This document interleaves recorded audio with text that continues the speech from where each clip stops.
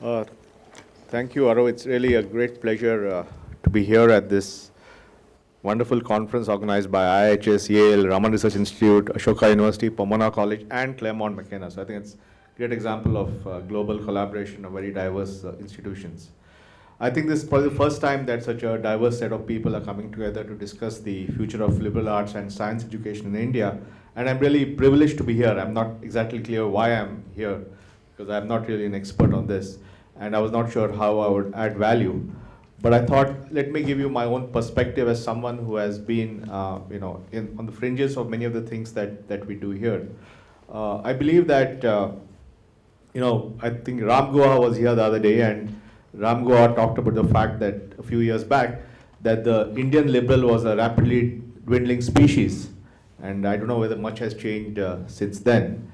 Now, I myself have been interested in issues of higher education for a very long time. I have been, very eclectic in my readings, and I had the good fortune to study at the Indian Institute of Technology, Bombay, which is really a technology institution. But I think in those days, there was also a belief that you need a strong grounding in the liberal arts. So it was as much about engineering as about studying Brecht or Galileo, James Joyce and Samuelson on economics. So I think in those days there was this desire to create, I think, IITians who were much more broad-based in their interests. So I had the benefit of that. And I had also the benefit that after I came out of IIT was the time of the information technology boom, and I had the good fortune of co-founding Infosys, which became a very successful company. And therefore, I was able to really take advantage of the economic liberalization and all the other things happening everywhere. Now, as Aro mentioned, I was also, consequence of Infosys and the disproportionate wealth that it created for me, I've also been a philanthropist. And as he said, I believe in backing long shots, because I think India needs great institutions where the risks are high, because philanthropy, I believe, has to go where governments can't and markets won't, and one of them is in the long-term area of creating great institutions. So I have been very active here. The IHS is one such organization, and what attracted me was the desire to create a interdisciplinary vision to enable and transform urban India. So that's something which I think you visited yesterday, and I'm very, very proud to be associated with IHS. I've also been active at the Yale India program. The Yale India program or South Asia initiative was started 5-6 years back, Shivi, and 2008, just before the financial crisis, so we could still afford it. I think this again, I remember a conversation with Rick Levitt that really the purpose of this is to create the most, the best place outside India for study of India, and from a very broad liberal art perspective. And I was very fortunate that Yale took up the challenge, and I'm very glad that it's doing very well. Where it was again my friend Ram Guha who recommended Shivi to me. And I said, why is Shivi the right guy? I realized Shivi is the right guy because he's an IAS officer from West Bengal who became an academic. Anyone who's been an IAS officer in West Bengal and is an academic has the management and leadership skills to do complex things. So I figured that it would happen. And I think it's really been an outstanding, as a philanthropic investment, I think it's really paid off. So I've really been active in many of these initiatives to create institutions and other things which have hopefully made an impact. Now, I personally believe that getting our higher education act together is the single biggest catalyst for India to realize its demographic dividend. Conversely, if we don't do it well, I think, as we all know, we're going to have a demographic disaster or demographic burden. So I think it's really whether we take the high road or the low road is really going to be how well we crack our issues of higher education and teaching people. Now, this is really a very important point because India has more young people than anywhere else. India is the only young country in an aging world. And within India, 1 out of every 2 Indians is under the age of 25. Now, this is really a very promising but enormous challenge.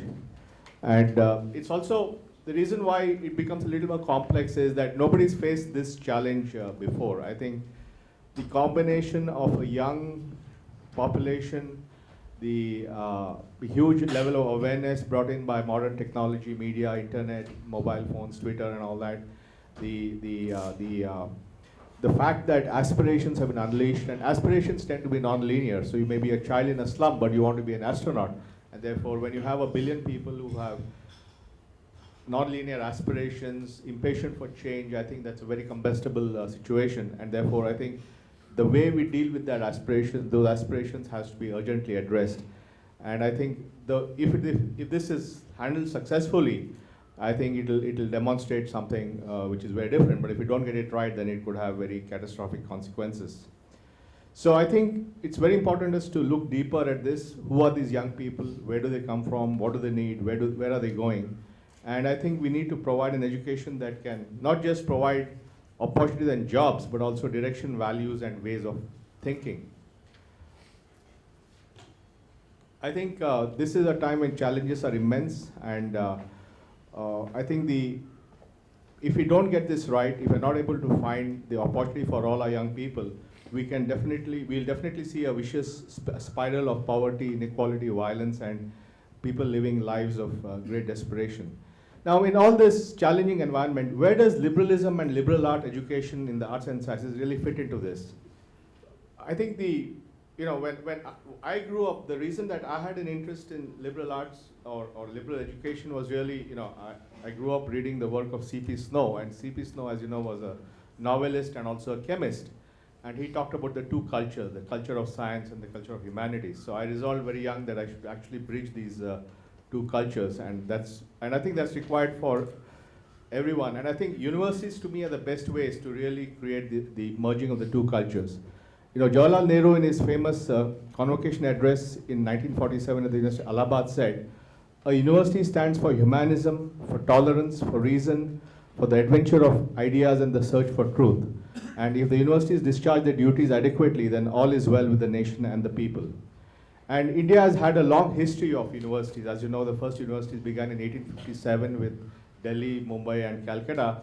And then we saw a huge burst of philanthropic investment in education in India in the late 19th century, early 20th century, with Banaras Hindu University, Aligarh Muslim University, Hindu College, the Indian Institute of Science here, and many other great, Jamia Millia, and many other great institutions. So I think there was a spate of, and of course all the various institutions supported by the Tatas. But what happened, I believe, in post-independent India was that the fact that there were not enough philanthropic capital deployed led to essentially state-based institutions coming up. And because I think independent India believed that the challenge was institution building in the sciences and technology and management, the bulk of new institutions founded post-independent India were essentially IITs, IIMs, and other places which really focused on technical education and preparing people for this more technocratic India, and not really on creating any kind of a liberal arts education. So I think that's where we are today. And my own learning from the National Knowledge Commission was that we really have a huge crisis in our higher education. Essentially, we have not really nurtured our universities, and they're facing huge challenges of over-regulation and under-government. And when I look at the whole thing and why we are in this situation, I see basically three conceptual challenges that affect our higher education and liberal education in India. The first is the general belief, as someone who has been both in business and and sort of on the fringes of the political system, that liberal education is an elite activity. And I think as long as it is believed to be an elite activity, I don't think that it will get the attention that it deserves. Because in a situation where only about 20% of the people are going in for college and higher studies, it is seen as an elite activity. And also I think historically, it's been seen as an elite activity because the origins of universities in India was to create the people to work in the elite bureaucracy of the British Raj. So essentially, the system sees education as, or certainly higher education, liberal art education as an elite activity. And I think that's one thing we need to really address. So I think any effort to address the challenge of education, of higher education, has to be how do we democratize the notion of this kind of an education. I think as long as we don't fix that perception, I don't think you'll have the momentum for change. As someone who has watched the system now very closely, I think unless we are able to demonstrate very effectively, very cogently, with a great deal of connection, that these investments in higher education, in liberal arts, is not just to favor a bunch of people who are going to be the elite running the country, but really has a larger socio-economic benefit for everyone. I think that's a very, very important thing. And frankly, I don't see that being done adequately. I think it's done, maybe in gatherings like this, but certainly if I were to talk to 100 politicians about higher education, they would give me a very different worldview. So I think we must address this conceptual issue, which is in some sense a legacy of colonialism, that higher education, liberal art education is really something that is only meant for elites. The second, I think, issue is that what is the connection between a liberal education and employability? And I think, again, there is a general perception that employability is about having specific skills, about knowing engineering or plumbing or whatever, and not really about having a broad set of skills and a broad awareness. And I think this is compounded by the fact that the opportunities are so few that the hyper-competitive nature of the opportunity makes people not look at creating a larger education, but getting very narrowly focused on getting into the best possible school or the best possible college for the skills that they need for the jobs. So we have this very piquant situation where we have 12-year-old children going to a boarding school just to prepare for the IIT entrance exam, because it's so hyper-competitive that that's the only way that they can make it to IIT. And since the number of people aspiring for higher education has gone up dramatically, and the capacity has not gone up correspondingly, then you have this hyper-competition. And as a result of this hyper-competition, there is absolutely no space or no impetus for the young people to really have a much more broad-based look at what they have to learn. So the focus is a very narrow focus to get into these engineering colleges and get a job and so forth. And I can see that personally from my own experience. When I went to IITs in the 1970s, people really had a very, very broad range of interests. So they were well read, they had read theater, they had read plays, they did plays, they knew the words of Ionesco and Brecht and so on. But today, everybody is so narrowly focused when I go back to these colleges that they just don't have a broad perspective. So I think in some sense, the lack of this broad perspective is a consequence of lack of opportunity. So if you were to able to create a system where we really dramatically expand the access to education and access to higher universities, then automatically I think people are going to start changing that and creating, getting into trying to create a more broader spectrum of capability. The other thing is, again, like in everything else, I think the Indian elite has deserted the Indian higher education system. So, Indian elite secedes from everything, whether it's water, power, or education. So as a result, when we grew up in India, you didn't really have a choice to go abroad for your undergraduate studies because A, you didn't have the admissions, the colleges didn't admit you, and because, frankly, you didn't have the dollars to pay for going to a college abroad. But in the last 10 to 12 years, there's been a huge liberalization of that. So I think all Indian elite children don't study in India. They go abroad, and I'm guilty as anybody else. My children go to Yale and Harvard, and I'm also guilty. So as a result, with the fact that the Indian elite children found a route out of the system, there was no impetus from them to reform the system for the rest of us. So I think that's another key issue which is happening, and I think unless Indian elites realize that it's in the larger interest to really democratize higher education and make it accessible and available to everyone, and of a quality that everybody deserves to get, I think we'll again have this distortion, which I think has been responsible for not really reforming the whole system. The fundamental thing which is happening is you're going from a very narrowly elite-run society to a mass democratized society. And therefore, the number of people who go to school today, for example, are all first-generation learners. And I think unless we create a very strong liberal base in our education, then I think you're really going to have serious challenges about their mental models to deal with diversity, their mental models to deal with change. And I think, therefore, it's not just about satisfying a few people, but I think getting that liberal education in a democratized manner is actually essential for the long-term survival and you know, growth of India.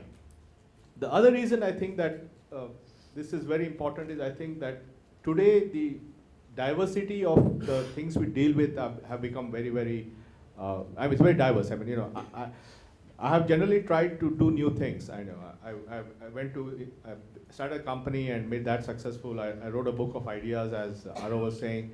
I went into the government to do something that was generally considered to be difficult to do, and now I'm venturing a career in politics. So it's a bit, you know, people probably think I'm a sucker for punishment. But I realized that the reason, in some sense, that I'm able to go and do different things is precisely because I think the basic foundation of experience, education that I have actually allows me to go into new areas, deal with very diverse situations and do that. And I think that's really what a liberal education to me is all about. It's the ability to walk into new uncomfortable situations and have the sort of base in which you can address very new challenges of a very different kind, which are challenges of politics, of sociology, of identity, of technology, and then sort of put all that together. I think that again requires a very broad basing. And I think this is again not fully understood, that in fact survival in this modern world requires that kind of broad education. And therefore I think it's important to look at that.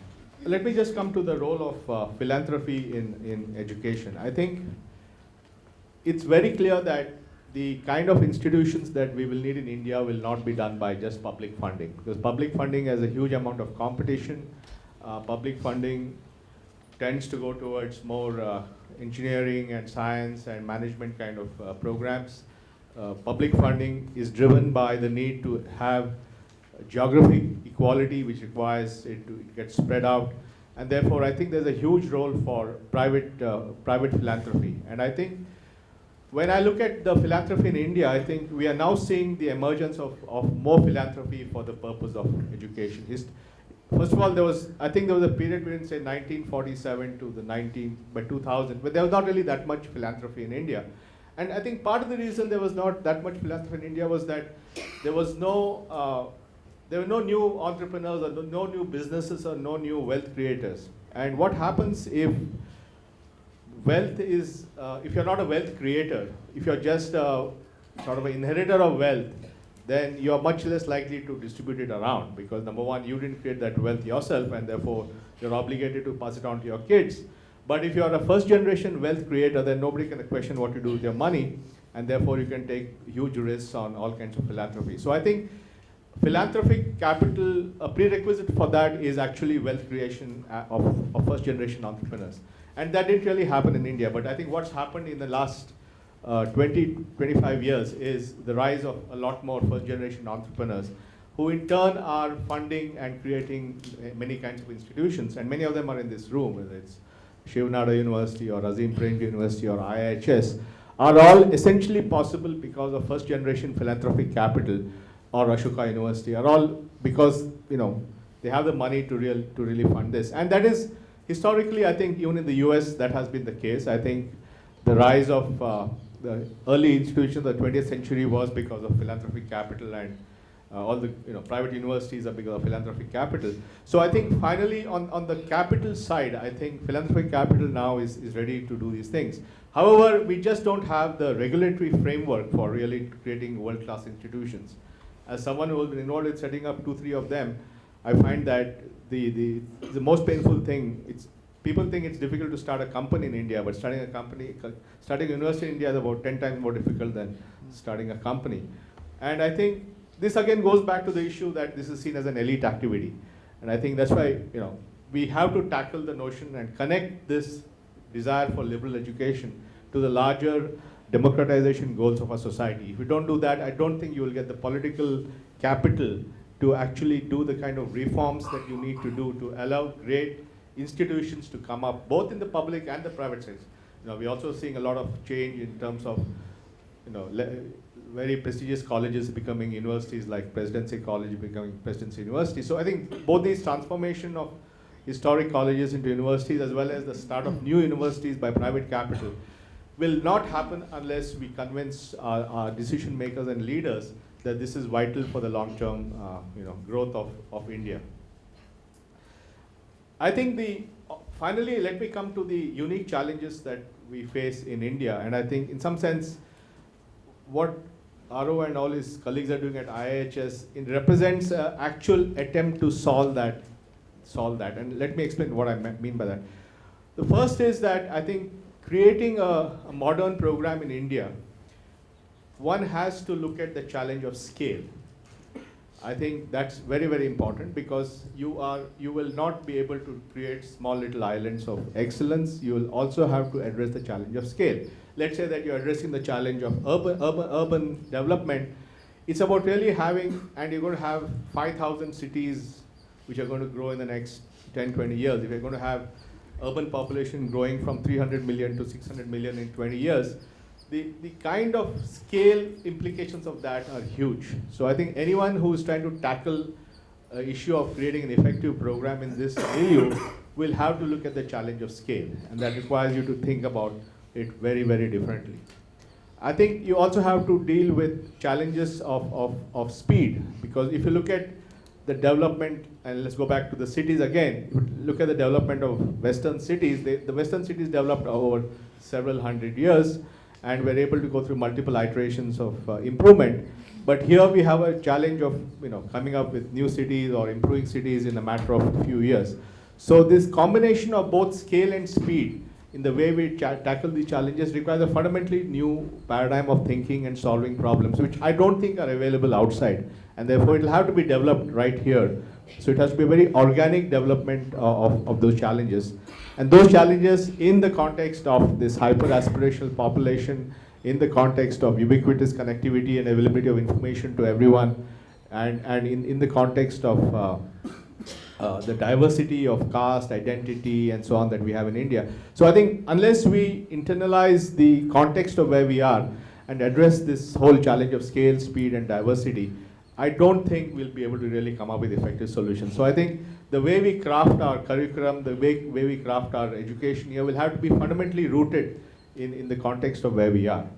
The other important thing, I think, in the context of where we are today is that I personally believe, and this comes, maybe I have a bias because I'm a technology guy, I personally believe that today's technology actually gives us a chance to rethink how we handle this whole issue of scale, speed, and diversity. I think we are entering an era where everybody can be empowered to have a very powerful device in their hands, which I think is just a matter of time. We already have very powerful smartphones and tablets with graphical user interfaces, touch screens. So the whole demystification of technology, I think, is beginning to happen. And we're reaching price points where I think it's actually feasible to think of putting this into everybody's hands, which I think will happen in the next 5 years. I think we are reaching an era of ubiquitous broadband connectivity. Already I would say about 90% of the Indian population is has a mobile phone or is accessible to a mobile phone. And I think once you have broadband connectivity, which I think will happen both from a wireless as well as a fiber point of view, you can think that everybody will be connectable through a broadband connection to something. And then you have the ability to put knowledge and data on the cloud. So this combination of devices which are cheap, usable in your hand, broadband connectivity, and knowledge and data on the cloud really changes the whole way of thinking about how we address some of these things. And I think that's the only way you're really going to get to the scale and speed. But I don't see the guy, it goes back to this two cultures problem of C.P. Snow. The techie guys don't think of how to use that as a way to reach out liberal education. And the liberal education guys don't think of that technology as a way to achieve scale. So we are back to this silo kind of problem. So I think the real challenge for us will be, again, to bring all this together, to bring together the technology, recognize the challenge of scale and speed, and to get to the whole issue of diversity. So I think I'm personally very excited by this, because I believe that most of the things that we are trying to deal with are unprecedented. I believe that in the next few years, we will be able to create great institutions in India, and many of the people going to create the institutions are right here in this room.